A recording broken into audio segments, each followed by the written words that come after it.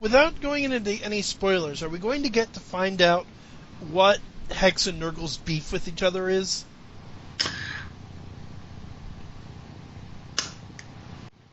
It'll be expanded upon a little bit more. They will hash out some difficulties. They won't be buddies. But between the collection and the novel, you get more details. You may not get, the origin story of it, if you would, but you definitely get more details. Although I haven't figured out how to work this in, especially with a couple things that'll be coming up. But I just thought at some point, if I could work out a story where Hex goes on a date with Nagle's daughter, it would have some comedic possibilities. I haven't quite figured out how to work it into continuity yet. There's a way. Yeah, so it will hopefully happen. So, but yeah, no. Next year is the 20th anniversary of Murphy's Law. Oh, wow. So I'm working very hard to finish up a half dozen, maybe 7 books to come out for next year. So there's going to be a Murphy's novel, which the title is Before Twilight. It expands upon what happened in Redemption Road with Loki, and also Fairy Rides the Lightning with Terabel. But it is a Murphy's, not a Terabel novel. I've started, but it won't be done for next year, the story of what happened between Coco Joe and the vampire Lucas. So it'll be out the year or the year after that. There'll be a Graveyard Angel collection, assuming I get all my work done, a Soul for Hire collection, a Infinite Jester collection from history. So stories up until the Old West, from Camelot to the Old West. And who am I forgetting? And Terabel's early days as a soldier in Fairy. And that one actually is going to have a cover by the legendary Daniel Horn, who is a friend of mine, and he's going to be doing the cover for that one. So that one should be quite incredible. Fantastic. So. It's like I'm looking forward to these. I find it interesting. Terabel in particular. It's like at first, I didn't dislike the character, but it was kind of like okay, but she's definitely grown on me over the years. Well, she was one of those that I just had the idea. Terabel is half ogre, half pixie. And when there's a Mysticos collection, it'll be collected. There is a story in the Mysticos universe where we meet her father. Her father was the pixie. Yes. So, but Terabel, when she appeared in Shadow of the Wolf, I just had this idea between an ogre and a pixie having a child, and that would be interesting. And I just threw her in as one of Nemesis's agents, because Nemesis was going to be my main character, my heroine, if you would. And Terabel kind of took over.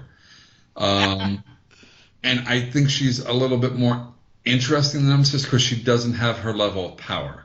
Nemesis is a lot scarier, a lot more powerful. You can get a lot more things done a lot easier than Terabel. And that is one. And Diane Rates, who I've written with, but also is editor-in-chief of Padwolf, we've had multiple discussions because I have such powerful characters in the Murphy's Law universe, but the problem with not making them powerful is it wouldn't be true to life. You have gods. Gods are powerful. They're not, unless they've used up their mana, but any god we've heard of is not going to be a pushover. So the trick is to have Hermes not around when you need to get somewhere really quick. And Star Tenders, I kind of explained why he's not always around. But it's more interesting when the character, because Terabel really doesn't have any superpowers other than she's rather strong. And in a magical rich environment, she can fly for short distances. But on Earth, there's not enough magic, so the best she can do is hover or slow or fall. But if, she jumped off the Empire State Building, she's going to die because she's not strong enough to get all the way down. But if she jumps off a 5-story building, she might have a bad landing, but she's going to be okay, as long as it's not a bad wind or something. But a bullet is going to do her harm. Somebody with a good punch could hurt her. So she's, as opposed to Nemesis, who a lot harder to hurt. Yeah. It takes somebody of Zeus's caliber to do her some serious damage. Which, and all the things you could say about that. Yes. But again, major spoilers for Nemesis stories. Yes. So, okay, I have what I think is an interesting question. Who is your favorite of the mythological characters you've written about? So the pre-existing ones, Dagonet. If you'll count Camelot as mythological, if you want, I would say it does. See, most of the tricksters I'm rather partial to. I like Sounds familiar. I like Hermes to a certain degree, but Coyote I really rather enjoy. Sun Wukong I really enjoy. I like the tricksters, but Dagonet of the pre-existing characters, and I did put my own spin on him, would be my favorite. No, it's funny you mentioned. I also have an affinity for the tricksters. There's a role-playing game called Scion. Okay. You play Children of God. If you don't know, and for the listeners who may not know, you play the children of gods from mythology. So, when I ran it, I wound up borrowing Murphy's lore for a couple of my sessions and having them show up at Bullfinches. Oh, cool. And then at a convention, I ran a standalone game based on the Fool's Day concept of, okay, it's April Fool's Day. They're having this contest. What do you guys want to do? Very cool. There was actually, at RedCon a few years ago, they did what do they call it? A role-playing live-action game. It's not quite a LARP. It's a variation on LARP. And they invited me to the con, and I got to play Murphy, which was a lot of fun. And I was approached back around November, I think, maybe a little before that. And there is somebody who does LARPs who wants to license Murphys. Oh, wow. So I don't know where we are with that. I haven't heard from them since December, but they did say they were interested. Kickstarter, the whole 9 yards with that. So I'm hoping something happens with that. That would be nice. When you do a lot of small press stuff, you have a lot of things that people approach you and stuff gets close to happening, and some of it does, and other times, unfortunately, it doesn't. One of my books, Fairy with a Gun, had been optioned by Lawrence Fishburne's production company, Cinema Gypsy Productions. They had an interest in making a TV show out of it, which would have been awesome. Sadly, it didn't happen. It's reverted back, but it's still kind of neat that I get the bragging rights for that. There's a small company, much smaller than Mr. Fishburne's, that I'm waiting on a contract for. But they told me they built a set that wants to do a short film, or they were building a set based on one of the Soul for Hire stories and do film festivals and that kind of thing. And if it does well, they would like to do some of the other Soul for Hire stories. So that would be really, really nice. I mean, it wouldn't. I'd love to see it. I would too. I want a cameo if I can. It's in New Jersey. It's not that far away from me. Just have me walk by in the background. Well, if I was going to make a short film out of one of your movies, I'd want to put you in it. Well, thank you. Well, if you, That's my fiance's department, actually. She's a filmmaker. Oh. Well, I had been approached years ago, and unfortunately, I think the person never went back, but somebody was going to some apparently #2 film school in the country in Chicago, and I can't remember the name of it. Whether it's #2 or not, I don't know, but that's what she said.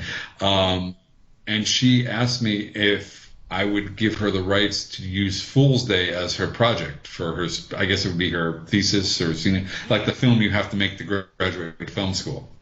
And as we worked out a thing where I said, sure.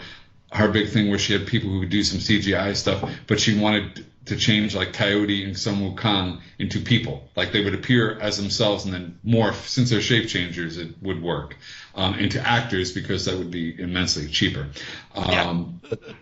she had some really nice ideas, and unfortunately, I guess after her second year, she ran out of money, and I assume she never went back, which is unfortunate because I would have loved to have seen that get made.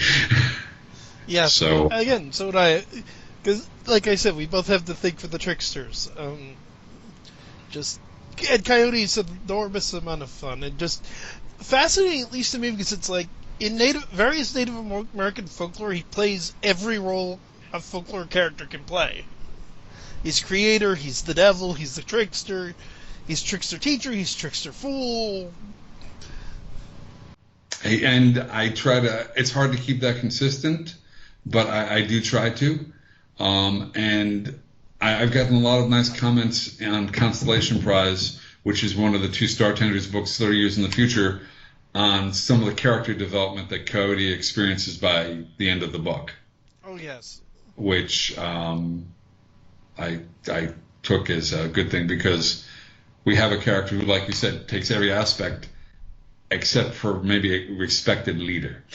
Um, and Nobody really thinks of him as the go-to guy to run the show. right.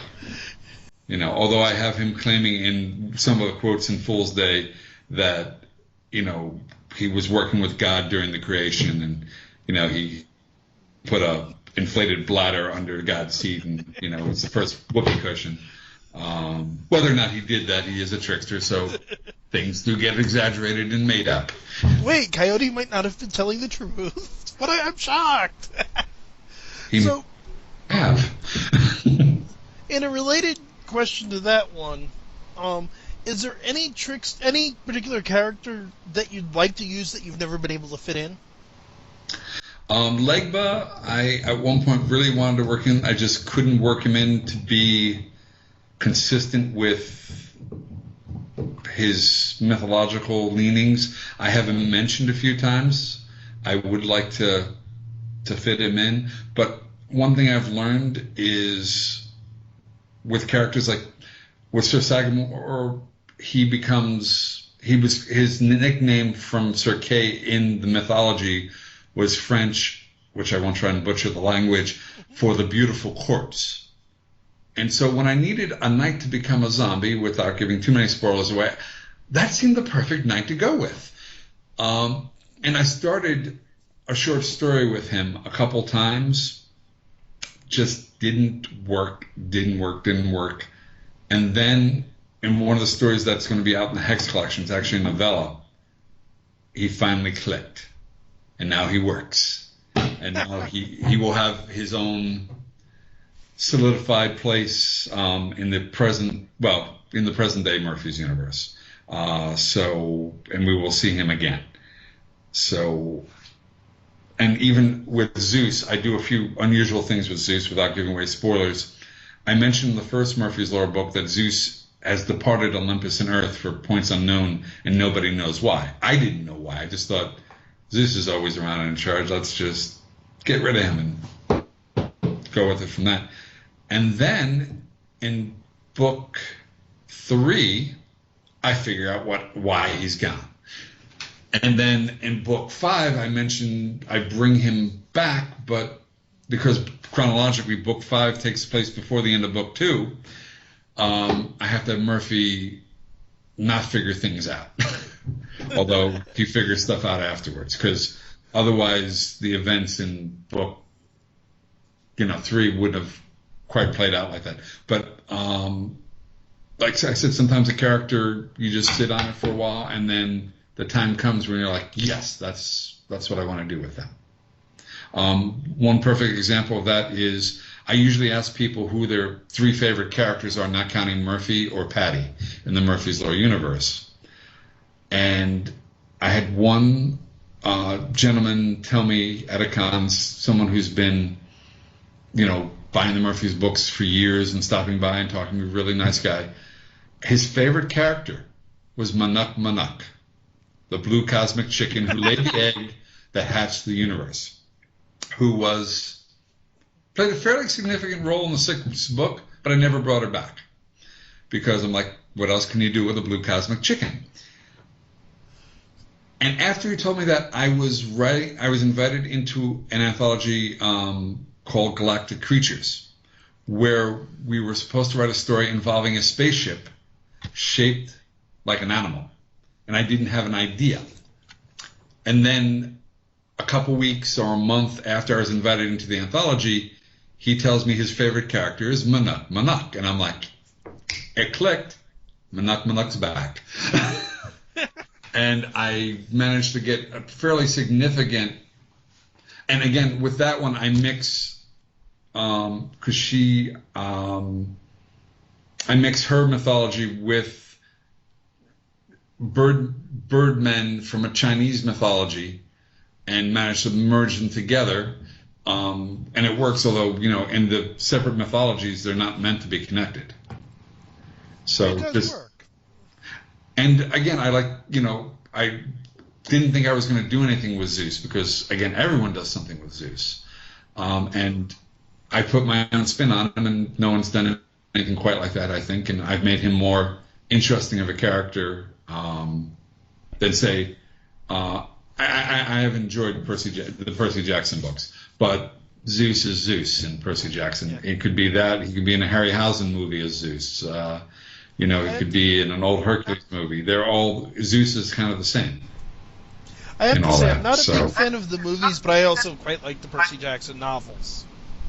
Just because the movies, but the books follow the mythology very well. I would have to agree with you. The movies are fun. Years ago, after the first few Batman films, I managed to separate myself from comic book continuity and movie continuity. And I've been able to do that. When you go see a movie as a whole, it's going to be different, with the exception of Harry Potter. They try to keep very true to the books. But most every other book, they're going to change things. I think in the original movie, my main problem, it was a fun enough movie, certainly. And then they went to the underworld, and they turned Hades into Satan. And it bothers me because Hades is such an interesting character in Greek mythology. It's like, why do you need to turn him into the devil? He's not the devil. He's interesting as he is. Well, it's not. Disney did the same thing in the Hercules movie, animated movie. This is true. And it's been done before. But I think That's Marvel, for instance, I have with Hades and Hercules movie, although he is an enormous amount of fun. Yeah. Well, I think with the movie going public, there is a portion of the public, if you have the devil in the movie, people are going to be up in arms boycotting and not going. Yeah. But if you go with a Greek god, it's a little different. You can get around it. And Marvel, for instance, has made sure that they've made very clear that Thor and the Asgardians are aliens. They're not. They were mistaken. They came in the big shiny ship and people thought they were gods. Or the big shiny rainbow bridge. And, they're gods. Let's bow down to spank churches. No. We were just aliens. We were here visiting. Kind of like some of the South American tribes reacted to the Europeans. So, and hey, that works too. In the comic books, they have in the universe Earth-X, they go a different route with the mythological characters as well. So, but in mine, I managed to have the pantheons exist alongside each other and not get rid of the idea of a Christian God, who is, in mine, I refer more to him as the creator. So he's the God with the big G. And then we have the other gods with the small g. Which sort of fits, there's a concept, you're probably familiar with it, but for listeners who aren't, called the Divine Council, where in certain passages in the Book of Psalms, there's an implication that there's a council of gods that Big G, God, the creator, has, that he's in charge of. And I've seen it suggested before that the gods of the various pantheons are all part of this, basically what you suggest, where you have the creators on top, then you have these other gods that serve their own function. Well, I have in mind, and I'm definitely not going to spoiler with this, I have an explanation of how that all happened. And that it's all going to tie back to the creator 3 times removed. But I haven't seen it done before, so I think it'll be a fun way to explain all that. And one of the things during my research with Negro, who while may not be totally forgotten as a very obscure god, he is actually mentioned briefly in the Bible. Mm-hmm. So that's for a god, that's a pretty big cameo, I guess, or endorsement, or so not many of the mythological gods can claim that they're mentioned in the competitions book. This is true. And you do a lot of fun things with Nurgle. I like as well the comment on him being a fan of the man born on Christmas Day, and it's like, no, it's the one you think he means. Right. It's somebody, yeah. You have to kill him now. He's there. He's disrespecting you. He's like, why? What do you got against Humphrey Bogart? So, but yeah. Well, and that was one thing when John and I wrote together. He kept trying to make Negro look like Humphrey Bogart, and he doesn't. But his persona, his movements are very similar. And what I want to work in the Murphy's noir stories, which are set in the 30s, Mm-hmm. is at some point Negro and Humphrey Bogart are going to meet, and Negro is going to save his bacon while he is actually getting ready to film Philip Marlowe and Sam Spade movies, and he's going to base his character on him, which is going to be some of the thing, because he sees him as a hero, and so he's aping the character that's based on him to try and hold on to something. So it's not just, it's going to be a little deeper than we realize. And I also,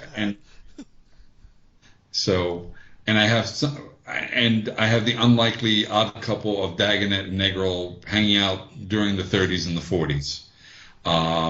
Because you have the light-hearted jester of the round table who stands for goodness and righteousness, and the chief of police in hell, who a little rough around the edges.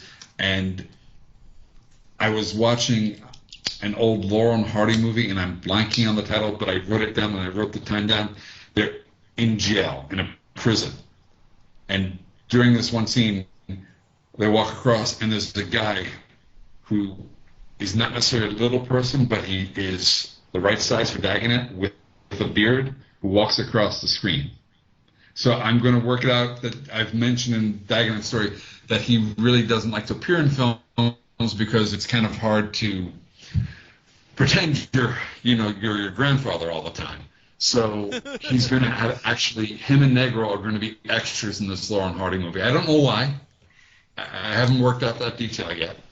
But I can actually refer to the time in the movie where he appears. I don't know who this obscure actor is, but he's the right build, the right size, the right look for Sir Dagonet. So it actually ties into reality. Okay, I'm That's a actually movie going to where Laurel and Hardy disconnect go to jail. one moment. I think I need to disconnect this and reconnect because the sound is breaking up on your end for some reason. I'm sorry. It's not your fault, I don't think. It's just technology being technology. So I'll just disconnect and call you back real quick. Okay. And for our listeners, well, they're probably not going to hear this. We'll just put in a break. Okay. But.